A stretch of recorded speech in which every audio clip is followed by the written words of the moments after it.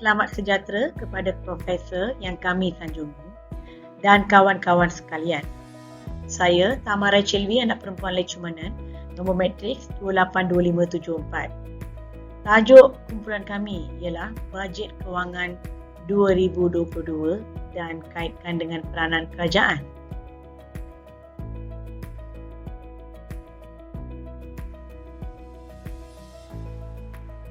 Permasalahan yang dialami segenap lapisan masyarakat termasuk golongan belia dan bujang difahami oleh kerajaan. Oleh itu, faedah kepada mereka tetap diambil peduli melalui bajet tahun ini. Ini sudah pasti akan memberi signifikan yang besar terhadap pembangunan, keamanan, kesejahteraan rakyat dan perhubungan antara negara. Komitmen kerajaan dalam mewujudkan peluang pekerjaan menerusi bajet 2022 dapat dicerminkan menerusi pelbagai inisiatif. Usaha-usaha kerajaan antaranya ialah melibatkan soal memelihara rakyat dan perniagaan, walaupun diasap pelbagai dugaan dalam ruang fizikal yang terhad, bantuan dan penyelesaian tetap diusahakan oleh kerajaan untuk yang memerlukan. Sekian, terima kasih. Assalamualaikum warahmatullahi wabarakatuh. Nama saya Ahmad Syarifuddin bin Yusuf, Menteri 282120. Pada subjek kali ini saya ditugaskan untuk membuat peranan kerajaan. Kita masuk kepada bantuan tunai langsung dan kebajikan. Ianya bantuan tunai langsung akan ditambah baik, iaitu kerajaan akan memperkenalkan bantuan keluarga Malaysia atau BKM dengan beberapa perbaharuan supaya kumpulan yang benar-benar terkesan diberi lebih tumpuan. Sebagai pembaharuan untuk tahun depan, kerajaan juga akan memberi bantuan tambahan sebanyak RM500 lagi kepada ibu bapa tunggal yang mempunyai anak tanggungan yang berpendapatan bulanan sehingga RM5,000. Selain itu juga bantuan tambahan sebanyak RM300 lagi turut diberikan kepada isi rumah warga emas. Okey, selain itu juga kerajaan juga memberi kebajikan kepada anak-anak yatim, seperti contoh dengan menyediakan RM25 juta kepada Yayasan Keluarga Malaysia bagi usaha melindungi kebajikan, pendidikan dan masa depan anak-anak ini.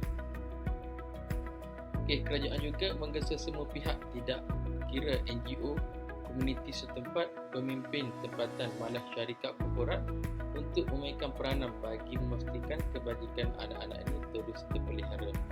Di samping itu juga, kerajaan telah memberikan diskaun bayaran balik pinjaman PT-PTN. Seperti sedia maklum, PT-PTN ditubuhkan bagi mengurus pinjaman pendidikan yang disediakan sebagai kemudahan kepada pelajar institusi pendidikan tinggi tempatan. Sebagai peminjam, semestinya ia satu amanah yang wajib dibayar oleh semua peminjam. Jika ia menafikan peluang anak-anak ini, kita pada masa akan pada masa hadapan. Oleh itu, bagi memudahkan proses bayaran balik dan memupuk sikap bertanggungjawab kepada kerajaan, juga bersetuju memberikan diskaun bayaran balik pinjaman PT-PTN bermula 1 November 2021 sehingga 30 April 2022. Okey, sebagai kesimpulan dia, untuk membuka ruang pekerjaan yang lebih baik, pandemik COVID-19 ini telah memberi kesan yang signifikan kepada pekerja dan mata pencarian rakyat dengan kadar pengangguran telah meningkat. Okey, kita tengok contohnya, kerajaan melalui Perkeso akan meneruskan usaha pengambilan pekerja melalui insentif pengajian jaminan kerja dengan sasaran 300,000 orang dan peruntukan RM2 bilion. Di bawah insentif ini, kepada majikan yang mengambil keluarga Malaysia yang tidak aktif bekerja, kerajaan akan memberikan insentif sebanyak 20% daripada gaji bulanan bagi tempoh 6 bulan pertama dan 30% bagi 6 bulan berikutnya tertakluk kepada pekerjaan bergaji RM1,500 ke atas. Okey, itu saja pembahasan saya pada kali ini. Sekian, terima kasih.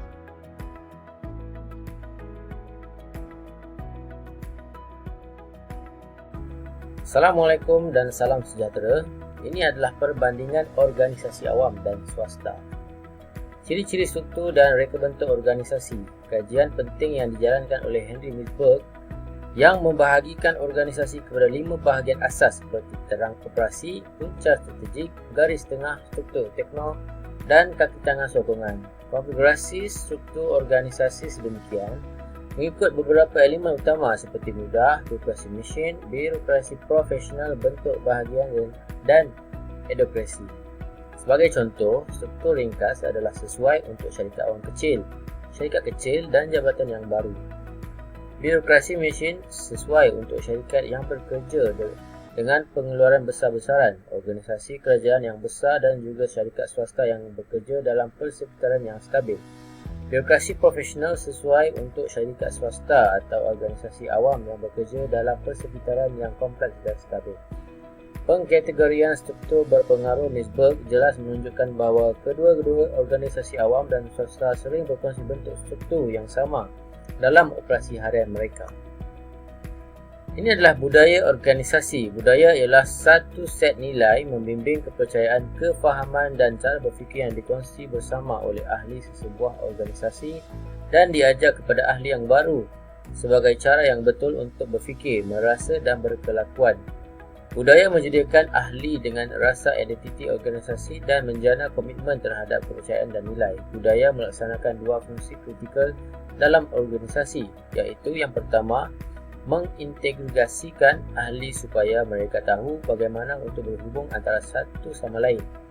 Dan yang kedua, membantu organisasi menyesuaikan diri dengan persekitaran luaran.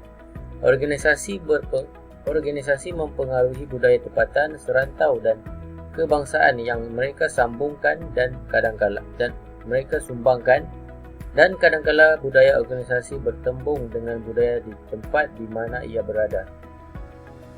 Ciri yang paling boleh dibezakan bagi sesebuah organisasi yang berjaya ialah budayanya, dan untuk itu ia boleh menikmati kelebihan daya saing berbanding organisasi yang lain. Syarikat seperti Coca-Cola, Disney, General Electric, Intel, McDonald, Microsoft dan Toyota telah membangunkan dan budaya yang berpengaruh. Membina atau mengubah hala jenis perubahan adalah sukar untuk organisasi awam kerana organisasi awam tidak dapat mengubah norma operasinya dengan mudah, yang mungkin membawa kepada membentuk semula tingkah laku atau corak penggunaan orang. Budaya adalah medan pertempuran, utama dalam konteks reformasi pengurusan dalam perkhidmatan awam. Oleh itu, ia adalah dicadangkan bahawa budaya birokrasi lama perkhidmatan awam mesti diwaswai dan digantikan dengan sektor yang lebih swasta. Budaya seperti budaya keusahawanan. Kepimpinan. Sebagai pemimpin dalam organisasi swasta menghadapi banyak situasi atau persekitaran yang tidak stabil dan bergolak. Mereka memerlukan apa yang dipanggil oleh Yuki, iaitu kepimpinan strategik. Pemimpin dalam sektor swasta boleh muncul sebagai tidak balas kepada situasi atau persekitaran, tetapi sukar untuk kepimpinan sektor awam. Pemimpin awam ditentukan oleh keperluan politik dan sering berusaha untuk menjadi pengantara keputusan sebagai tindak balas kepada pelbagai tekanan dan mengumpulkan gabungan kumpulan dalam dan luar untuk terus hidup.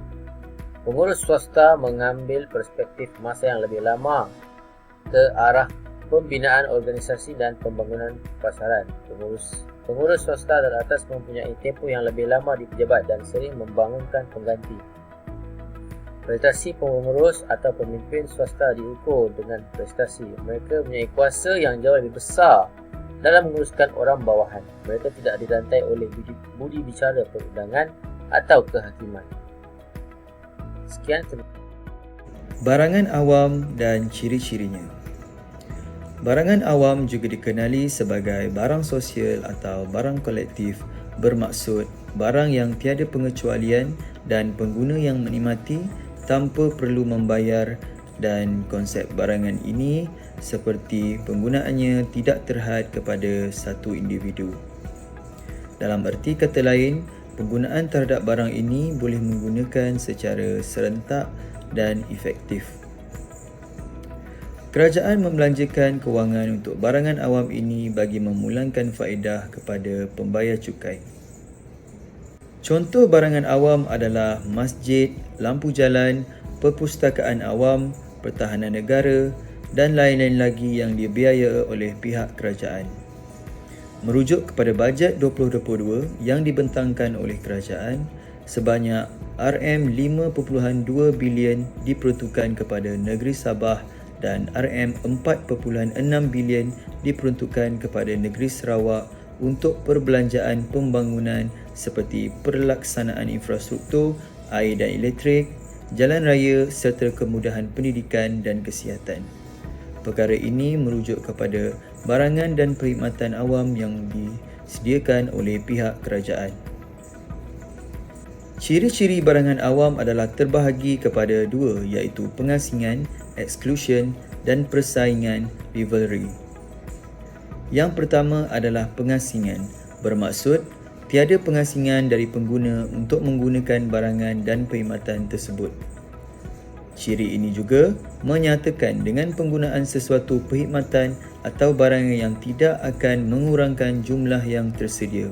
Sebagai contoh adalah seperti keselamatan negara, sekolah, jalan raya, pantai awam dan sebagainya.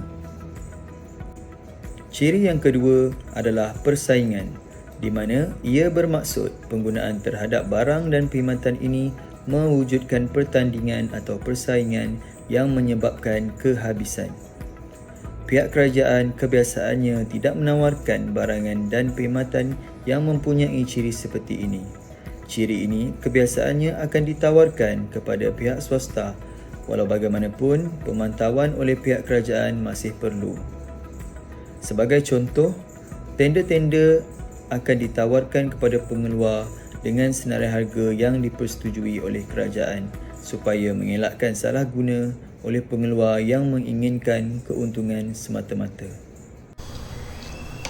Realiti dan masalah kerajaan dalam menyediakan barangan awam untuk kegunaan masyarakat, beberapa pendekatan perlu diambil seperti kos serta faedahnya kepada masyarakat.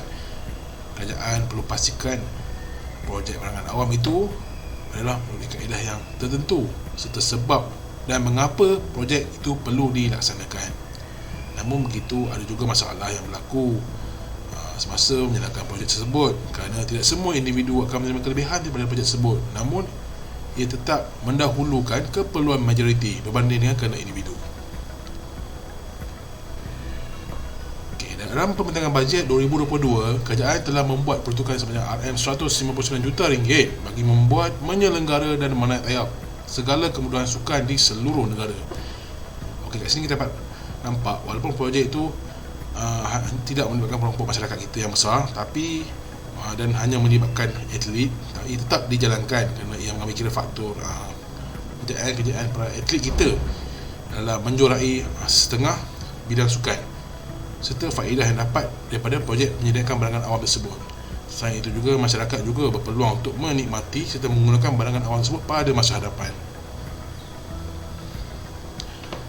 Okey, dalam belanjawan 2022 juga, Tengku Zafar sendiri turut mengumumkan belanjawan sekitar 2.5 bilion bagi memajukan kehidupan sektor luar bandar seperti buat jalan kampung, menyediakan bekalan air secara elektrik bagi kawasan yang terlibat serta memasang lampu-lampu jalan untuk menerangi kawasan kampung. Okey, masalah kat sini, penduduk yang mendiami kawasan bandar pula tentu akan bertanya mengapa kawasan bandar perlu dimajukan, memandangkan kebanyakan taxpayer kepada kerajaan tinggal dan bekerja di kawasan sekitar bandar. Tambahan pula, semasa nak menyediakan barangan awam tersebut, kerajaan perlu juga mengambil kira faktor masa, kos, keperluan persekitaran dan juga keadaan kawasan penduduk agar tidak timbul sebarang isu dan masalah pada masa hadapan.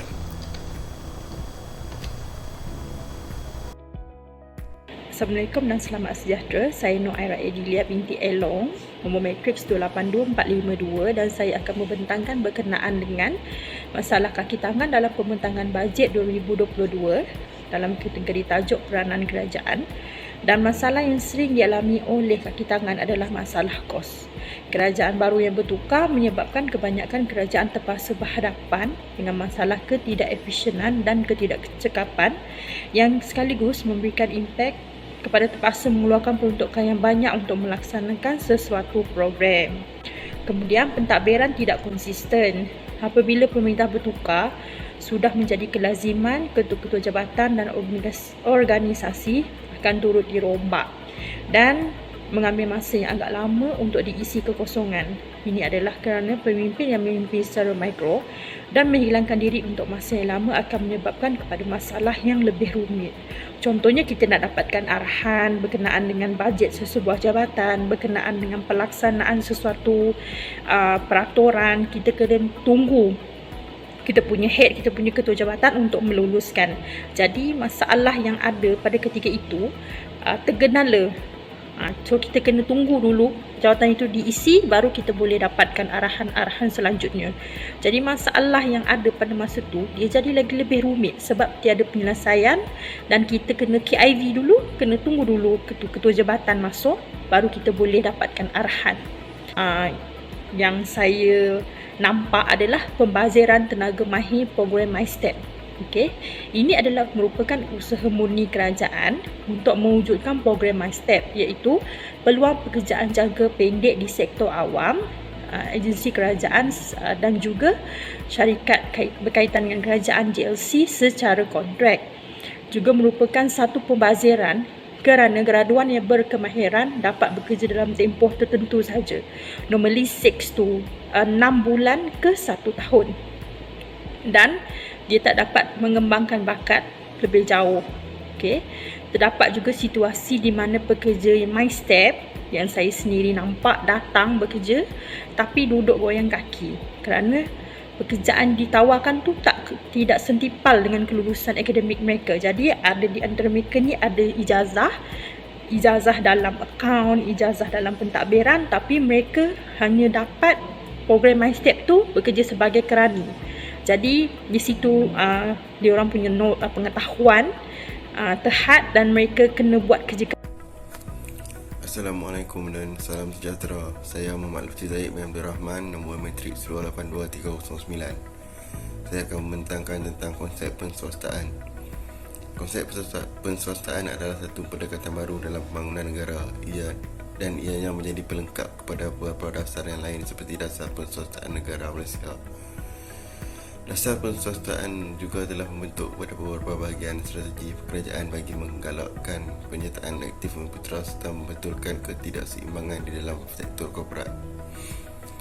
Pelaksanaan dasar ini untuk meletakkan usaha penswastaan disalurkan kepada bahagian utama yang bersesuaian untuk memaksimumkan impak pelaksanaan dasar dalam pelbagai bentuk seperti objektif dasar dapat dicapai.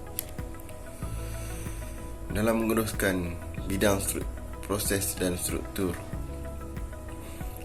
kewangan yang terhad, situasi ketegangan politik dan konflik di Ukraine ini memberikan cabaran yang besar kepada kerajaan. Untuk mengimbangi keperluan pembelanjaan dan aliran tunai, prestasi kutipan hasil hendaklah dipergiatkan dan dipertingkatkan lagi. Rata-rata yang berada di dalam sektor awam lazimnya menawarkan perkhidmatan kepada orang ramai dan tidak bersaing dengan mana-mana institusi untuk mengaut keuntungan. Sebaliknya, sektor awam mempunyai objektif bagi penyaingan mereka demi mendapatkan keuntungan yang maksimum. Kerajaan ditadbirkan dalam beberapa pecahan iaitu persekutuan negeri dan kerajaan utama. Masih lagi terdapat kekeliruan tentang siapa buat apa walaupun peraturan telah dibekalkan di setiap peringkat. Apa yang boleh dibuat pihak kerajaan persekutuan juga boleh dilakukan oleh kerajaan negeri, malah dipindah persekutuan daripada kerajaan tempatan untuk melaksanakan sebenarnya dapat dibuat persekutuan dengan kos yang lebih rendah dan lebih efisien. Tujuan dalam kenyataan pra-bajet KPB pertama Malaysia mempunyai 3 matlamat, iaitu melindungi dan memulihkan kehidupan serta mata pencarian, dan membina semula ketahanan negara dan membangkit pembaharuan. Melalui matlamat pertama, bajet 2022 dapat meneruskan usaha pemulihan agar negara berjaya keluar daripada kemelut pandemik COVID-19. Menerusi matlamat kedua, bajet 2022 akan memberi penekanan kepada usaha untuk membina semula dan daya ketahanan sistem kesihatan negara, mempertingkatkan infrastruktur digital dan teknologi. Sementara itu, matlamat ketiga pula jelasnya lagi akan memberikan langkah pembaharuan dilaksanakan dengan memberi tumpuan kepada pencapaian Sustainable Development Goal SDG, Rancangan Malaysia ke-12 RMK12 dan Wawasan Kemakmuran Bersama 2030. Pengaruh utama dan luaran. 1. Takbir arus politik. Pentadbiran sektor awam. 3. Perolehan awam. 4. Perundangan dan kehakiman. 5. Penguatkuasaan dan undang-undang. 6. Takbir urus korporat. Sekian, terima kasih. Berikut adalah infografik yang telah disiapkan oleh saya.